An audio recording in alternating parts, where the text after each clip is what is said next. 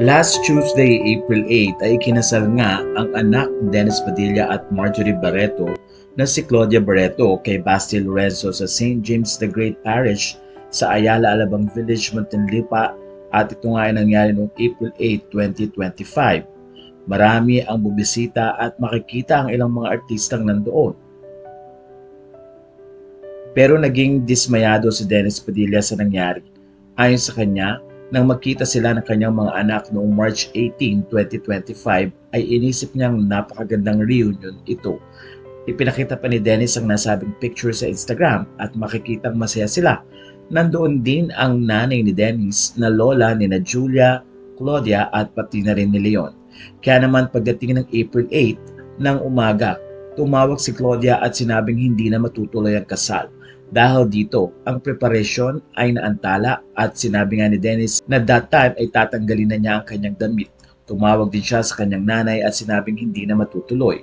Pero makalipas ang ilang oras, mga bandang 9:30 ng umaga ng April 8, muling tumawag si Claudia at sinabing tuloy na ang kasal. At doon nga ay nagprepare si Dennis at kinuha ang kanyang ina sa Caloocan City papuntang Ayala, Alabang. Nagmadali sila at ang kagandahan nga, maagang dumating sina Dennis sa simbahan, alauna pa lamang ay nandoon na sila. Although magi-start ang ceremony ng bandang 2:30. Ayon sa mga nakabasa at nakadinig ng kwento ni Dennis, tuwang-tuwa sila dahil magkakaroon na nga ng tila kaayusan ang kanilang relationship.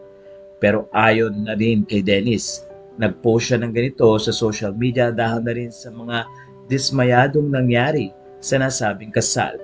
Umaasa kasi si Dennis na during the program ay siya ang maghahatid kay Claudia sa altar, pero hindi nga ito nangyari at ilang mga pahayag ang kanyang sinabi sa social media. Kwento ni Dennis, sinabi sa kanya ni Claudia ang ganito noong magkita sila. Ang sabi ni Claudia, "Papa, you have to look good on that day." She even chose yung Chinese collar design ng barong. Sabi ko, okay, buy na lang ako ng gawa na para mas mura. So ang understanding ko kasama ako sa entourage, maliwanag po. Pero yun nga, sobrang dismaya si Dennis dahil hindi siya kasama sa nasabing entourage. Iniisip niya na baka hindi lang siya tinatawag. Pero nang lumapit nga ang kanyang kapatid na si Jean sa organizer, sinabi ng organizer na napag-usapan nila at na-brought up niya ang ganong topic kung ano ang gagawin ng father of the bride. Pero dahil control nga ang program, sinabi daw sa nasabing organizer na sundin lamang kung ano ang nakalagay sa programa. Kwento pa ni Dennis, noong malapit nang mag-start ang wedding proper, we were waiting for the organizer to approach us. Hanggang nag-walk na, waiting pa rin ako, nalulungkot na ako, nawala na ang excitement. Doon ay kinuwento nga ni Dennis na hindi niya napigilang mapaluha. Ayon sa kanya, and slowly me and the organizer started crying. She whispered to me, "We just follow the instructions and pasensya na po, we feel you po." Sa puntong ito ay marami ang nalungkot nang madinig ang kwento ni Dennis na ito. At ayon pa kay Dennis, ayaw din niyang tumingin sa kanyang ina dahil nakita niyang umiiyak ito. Hindi na rin napigilan ng kanyang nanay na umiyak mapahagulgol habang pinapanood nila ang nasabing kasal. Hindi na rin malaman ni Dennis kung saan siya uupo dahil walang maliwanag nga na pwede silang magstay. Kaya naman ayon sa organizer, sinasabi kay Dennis na umupo siya kasama ang mga ninong. Pero ayon kay Dennis, nahihiya siyang lumakad at maggawa nga ng eksena kung pupunta pa siya sa upuan ng mga ninong. Kaya naman ayon sa kanya, nagstay na lang siya sa likuran at doon nga ay nakita niya ang naging kasal. Plano na sana ni Dennis na umuwi at ibigay na lamang ang regalo. Pero nakiusap ang organizer na sinabi daw ni Claudia na nais siyang magkaroon ng photo kasama ang kanyang ama. Kwento ni Dennis, alam ko si Claudia, ayaw niya yung nangyari. Alam ko, nafe-feel ko, ayaw niya yung nangyari. Gusto niya akong umupo dun eh. Gusto niya akong kasama maghatid sa kanya. I can see it in her eyes. Nararamdaman ko kahapon. Pagharap niya sa mga tao, hinahanap niya ako.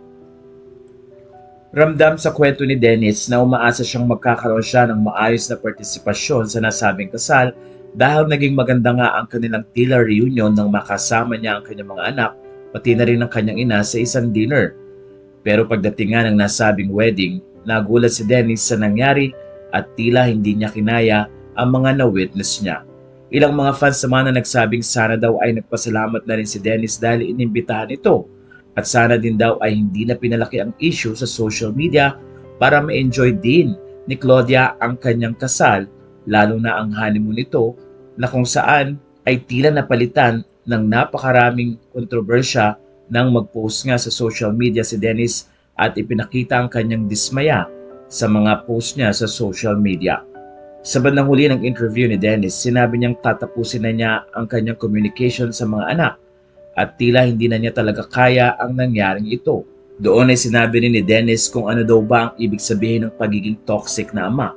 Kung ang pagiging toxic na ama daw ba ay ang pagbati ng Merry Christmas, Happy Birthday, paghingi ng tawad, siguro nga daw ay toxic siya. Ayon kay Dennis, birthday, Christmas, New Year, a father was longing for the love of the children. A father who asks forgiveness privately and publicly. A father apologizes to them. A father who posted greetings. If the answer to those is yes, then I consider myself toxic. This is a permanent goodbye. Naikwento rin ni Dennis na habang nandun sila sa simbahan ay hindi rin siya nilapitan ni na Julia at ni Leon at nandun din nga si Marjorie at Leon na magkatabi. Ayon sa mga nakabasa at nakarinig ng kanyang kwento, nalulungkot sila para kay Dennis. Sana man lang daw ay binigyan din si Dennis ng pagkakataon na magawa ang kanyang trabaho bilang tatay dahil umasa nga si Dennis na nagkapatawaran na sila. Maraming mga beses na humingi na rin ng sorry at nag-apologize si Dennis sa kanyang mga anak kung ano man ang nagawa nito at hindi na nga pwedeng maibalik pa ang mga nangyari. Ang pagkakaroon nila ng reunion noong March 18 at isang dinner ang tila naging hudyat para nga gawin ni Dennis at maging maayos na ang kanilang relationship. Pero pagdating ng wedding, doon nakita ni Dennis ang ilan sa mga bagay na ayon kay Dennis ay pinakamasakit na nangyari sa kanya. Ayon kay Dennis, noong tumatawid na si Claudia, nag-o-observe na lang.